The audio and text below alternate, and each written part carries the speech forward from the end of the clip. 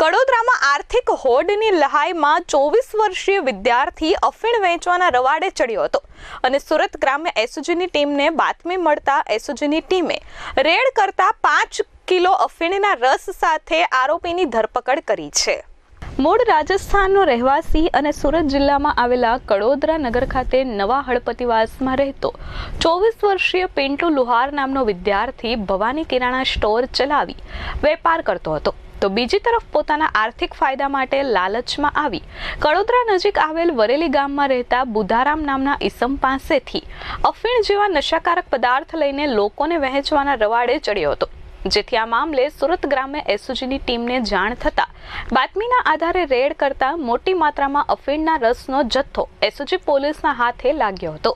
Surat range IGP Shri Premvirsinh સાહેબની સૂચનાથી સુરત જિલ્લામાં ડ્રગ્સની નાબૂદી માટે પોલીસ અધિક્ષક શ્રી હિતેશ જોયસર સાહેબનાઓના માર્ગદર્શન હેઠળ સુરત જિલ્લા પોલીસ દ્વારા આઈ સ્ટેન્ડ સ્ટ્રોંગ અગેન્સ્ટ ડ્રગ્સનું કેમ્પેન ચલાવવામાં આવી રહેલ છે। આ કેમ્પ અંતર્ગત એસઓજી દ્વારા સુરત ગ્રામ્ય જિલ્લામાં ડ્રગ્સની નાબૂદી માટે મુહિમ ચલાવી ઘણા સંખ્યામાં કેસો કરવામાં આવી રહેલ છે।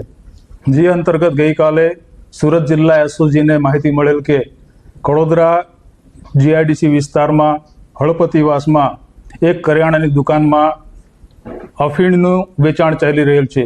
24 વર્ષીય પિન્ટુ લુહાર ધોરણ 12 ની પરીક્ષા આપી અન્ય પરીક્ષાની તૈયારી કરતો હતો, જોકે આર્થિક લહાઈની હોડમાં અફીણનો રસ વહેંચવાના રવાડે ચડ્યો હતો, જ્યાં એસઓજી પોલીસે રેડ કરતા 5.83 કિલો અફીણના રસનો જથ્થો ઝડપી પાડ્યો હતો અને સાથે સાથે પોલીસે 26 લાખથી વધુનો મુદ્દામાલ કબજે કરી 24 વર્ષીય પિન્ટુ લુહારની અટકાયત કરી છે। પિન્ટુ લુહારને અફીણનો રસ પૂરો પાડનાર બુધારામ બિશ્નોઈને પોલીસે વોન્ટેડ જાહેર કર્યો છે।